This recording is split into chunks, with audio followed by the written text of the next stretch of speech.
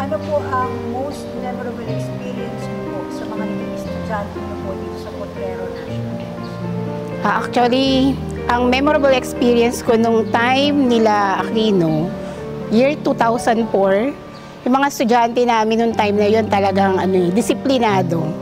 Mababait sila, kahit na nagmi-meeting kami ng faculty, patatawag kami ng principal, walang teacher sa mga classroom, tahimik sila, hindi sila nag-iingay. Iiwanan mo lang ang gagawin yan. Pagkatapos namin ng na meeting, pagbalik namin sa classroom, ganun pa rin sila.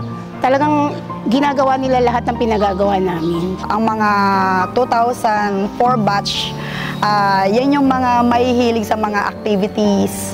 At ang mga batang to ay mga napakabait, matatalino at may initiative. Kaya ito na yung naging mother school ko ever since kasi dito na ako nag-start. Kaya wala akong memories na makakalimutan kasi dito ako nag-start.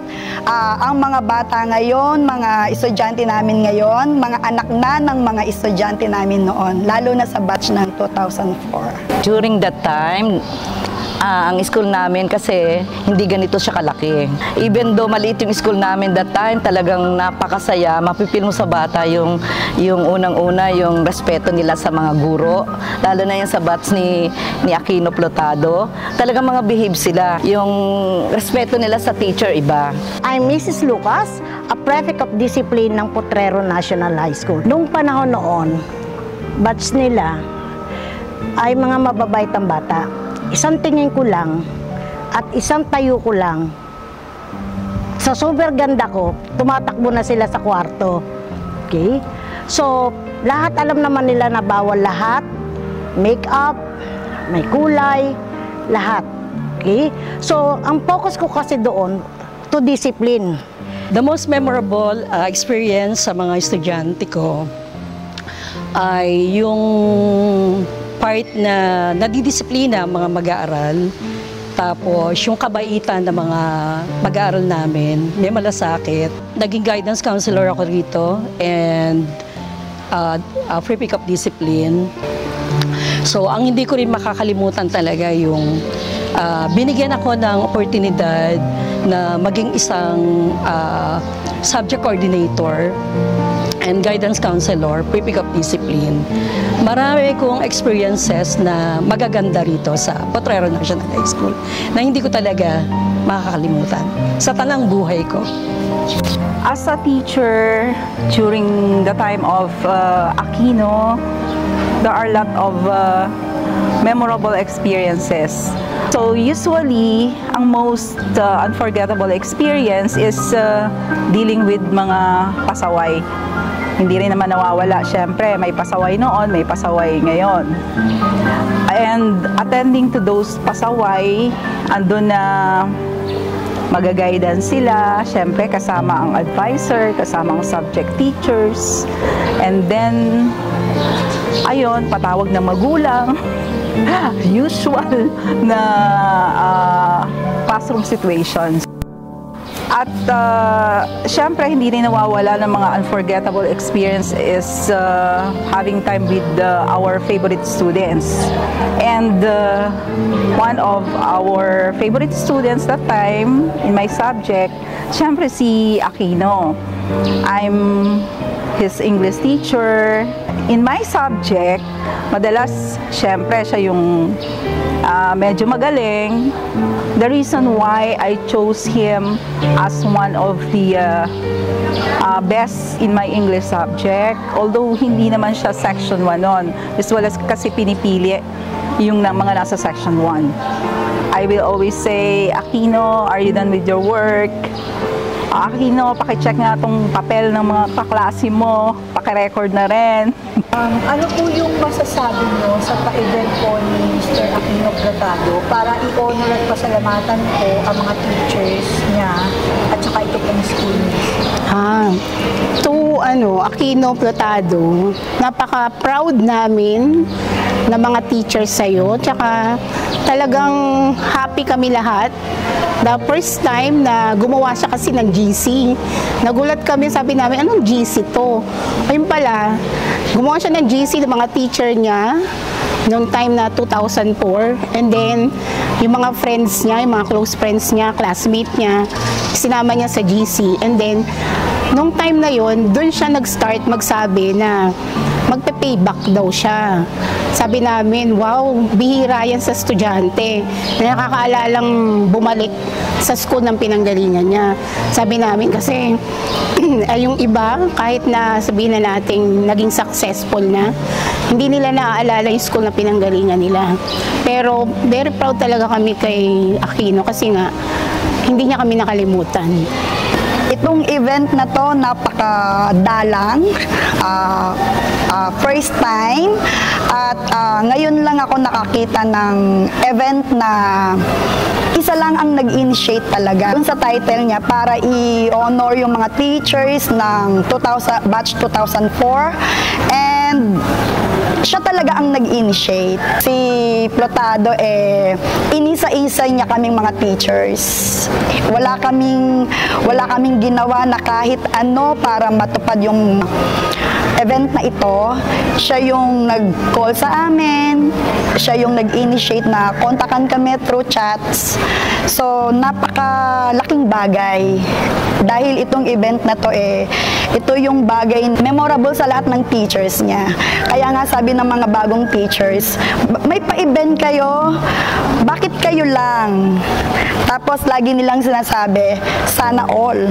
Diba?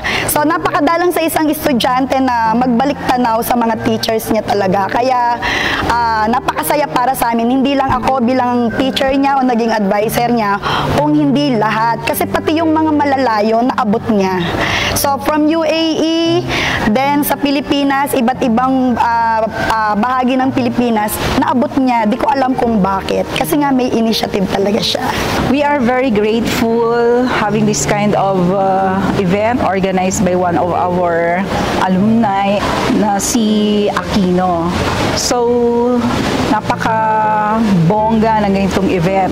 So, nakakatuwa kahit once in a while, after 20 years, we are seeing together.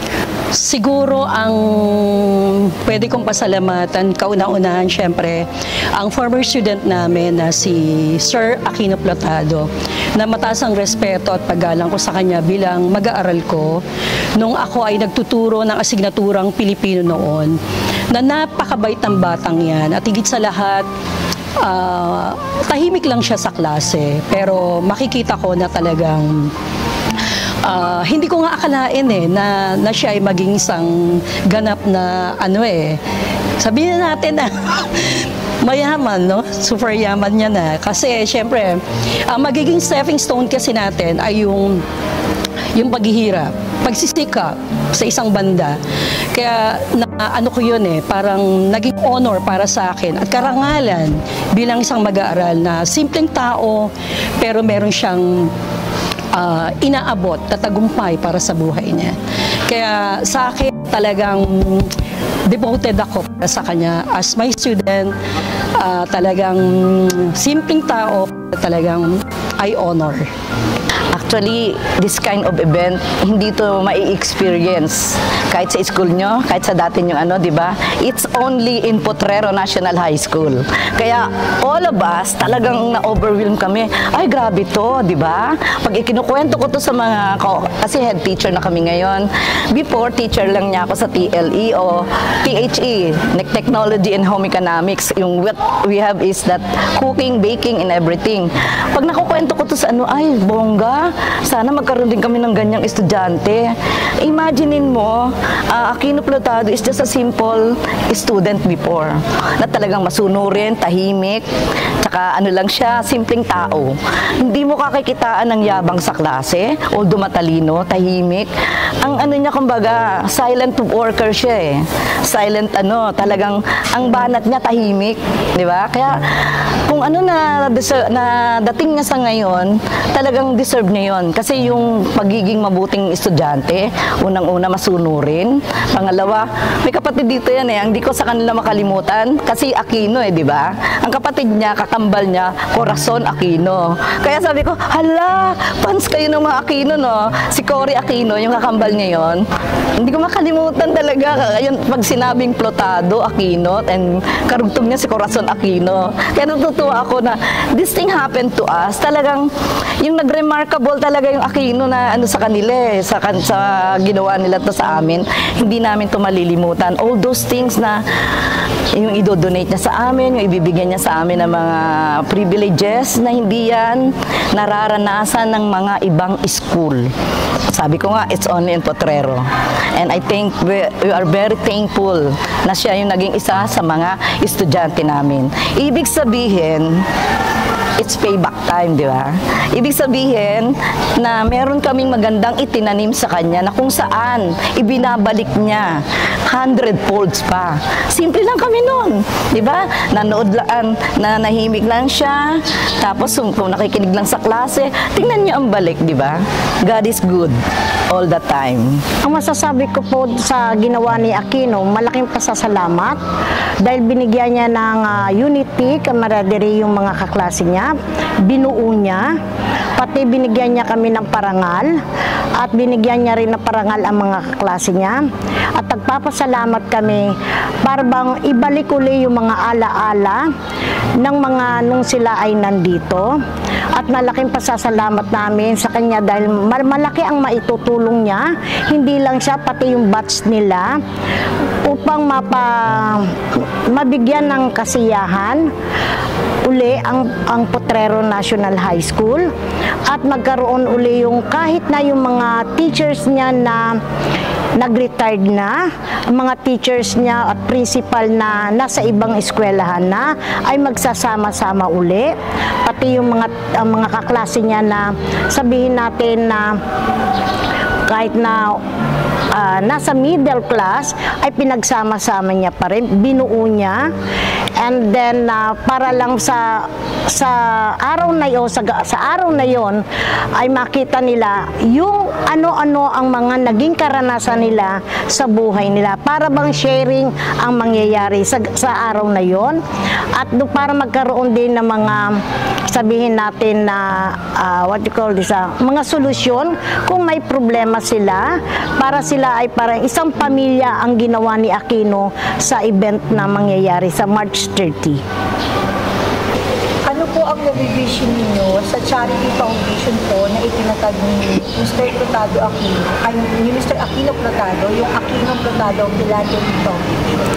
Actually, ang vision ko dyan sa Aquino Plotado Foundation, marami siya matutulungan, lalo na dito sa Potrero kasi, marami kaming estudyante na matalino talaga. Kaya lang, ang problema lang talaga, yung financial. Kaya nga marami ditong, minsan, kahit na matalino yung bata, nag-stop silang mag-aral. Kasi nga, walang pang suporta yung magulang nila. Pero kung magkakaroon siya ng talaga, continuous yung foundation na gagawin niya, maraming matutulungan, magiging masaya yung mga parents na matutulungan yung bata. In the near future, magiging successful din yung mga bata katulad niya. Kasi nga, nagulat din kami na very successful na pala siya compared dun sa ibang mga kabatch niya. Pero natutuwa rin kami, kahit na successful na siya, hindi niya nakalimutan yung mga kaklase niya, especially noong December. Actually, ang vision ko dito, maraming makikinabang. Hindi sa mga teachers ang pakinabang nito kung hindi sa mga bata. Kasi ang pagkakasabi niya sa akin, itong foundation na to ay para sa mga schools. At uunahin niya ang Potrero National High School na kung saan siya gumraduate. Kumbaga, parang nagbabalik tanaw siya kung ano siya noon, kung ano yung gaano kahirap ang mag-aral dati, di ba? So, naghirap siya sa pag-aaral niya, pero ngayon, ano siya ngayon? So, parang binabalik tanaw niya at ayaw niyang maranasan ng mga bata ngayon yung naranasan nila noon na napakahirap mag-aral talaga. Kaya, yung mga naitulong niya sa amin, sa mga teachers niya, kasi unang-una, kahit hindi nyo na itatanong, ma'am, aside from this foundation, naunan na niyang tumulong dito sa school, binigyan niya ng mga printers, ang mga teachers, na lahat ng department nakikinabang at napakabilis ng mga transactions namin ngayon. Kasi may printer kami kada department. Hindi namin kailangan maglakad kung saan, isang building dito, tatawid ka sa isang building. Ngayon hindi, andyan na yung printer mo. Lalo na ngayong panahon na to na nagsasara yung klase. And then aside from that, hindi lang teacher ang nakikinabang dito, yung mga bata. Bakit? Kasi yung sound system na binigay niya, na ginagamit namin sa lahat ng mga programs namin, sa misa, sa mga pa-event, ng mga MAPE subject, sa mga pasayaw, flag racing, flag retreat. Isa lang ang ginagamit namin sound system na binigay ni Sir Plotado. Kaya napakalaking bagay. Kaya if ever na yung foundation na to talagang matutuloy ko, to vision ko talaga, marami siyang matutulungang bata. Having a foundation is a great move. So, maganda tong naisip niya kasi ang plano niya is to help those public schools na ma-improve, katulad inimpisahan niya rito sa kanyang alma mater sa Potrero National High School. So, I know na mas marami pa siyang matutulungan ng mga public schools through the foundation kasi alam niya kung ano ang hirap na pinagdaanan niya when he enrolled in the public schools. Kaya magandang move ang ginawa niyang to, ang plano niyang to reach out those learners enrolled in the public schools para syempre siguro marating din nila kung ano man ang narating ngayon ni Aquino. Ang nabivision ko dyan ay upa matutulungan niya maliban sa teachers, mas lalo sa mga learners. Okay? And then kung ano mamay mga agenda na plataforma sa kanyang foundation, malaking tulong na lalo na sa mga bata. Number one, na sabihin natin na walang kakayahan para magkaroon na mag-aral. Okay? Kasi marami kasabi nga ng ibang teachers, nakakaranas kami ng mga bata na walang mga gamit, nakakaranas kami ng mga walang uniform, nakakaranas kami ng mga bata na talagang, especially sa broken family, nandoon na self-study sila, na naghahanap buhay sa gabi, pagdating sa umaga ay nag-aaral. So marami kaming estudyante dyan, marami rin kaming estudyante na matutulungan niya. Number one is yung siya ang breadwinner, yung bata. So lahat ay nakukuha namin lahat ng problema. So ginagawa naman namin ng paraan. Kahit sabihin natin may mga stockholder kami, pero iba pa rin yung sinasabi ginawa ni Plotado na isang foundation para maiangat yung kinabukasan ng bata, maiangat yung dignidad ng isang bata. So malaking bagay, ang foundation. Sabi nga nila, although na kailan lang din yan, pero sa part ko bilang isang teacher niya, bilang ikalawang magulang niya, malaking tulong yan para sa mga mag-aaral ng Potrero National High School. Like for instance, sabi nga natin na mapagandang eskwelahan, tapos magkaroon ng sasakyan na para halimbawa may mga competition, magamit yung mga sasakyan na yon na talagang libre at bukal sa kalooban ni Aquino Plotado yung pagtulong ng walang hininting balik, kumbaga kung isang loob ang paraan ng pagtulong. Tsaka siguro i-grace din natin yung si Lord, ang ating Panginoon, na talagang siguro biniyayaan siya ng ganong buhay, habang buhay na talagang tumulong sa mga sa mga estudyante o mga mag-aaral ng Potrero National High School. Malaking bagay po talaga yun. Kaya marami po siyang naitulong. Sa binigay niyang privilege o itong mga chances na binigay niya sa school na to, more mas marami pa ang maitutulong niya. Not only sa mga teachers dito, kasi ang ano niya, ang pinakamaganda niya matutulungan is yung mga poor student that we have.